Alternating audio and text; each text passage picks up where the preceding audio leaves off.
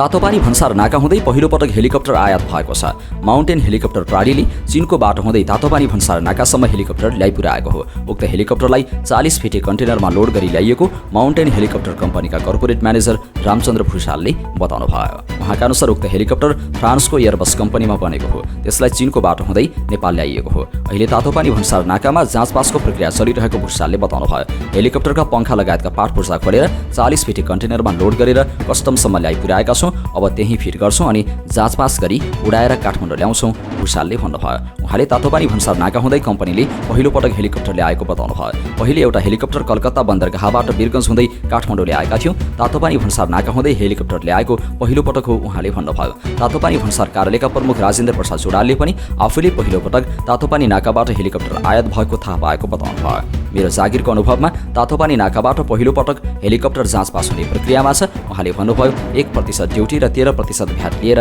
जाँचपास हुन्छ।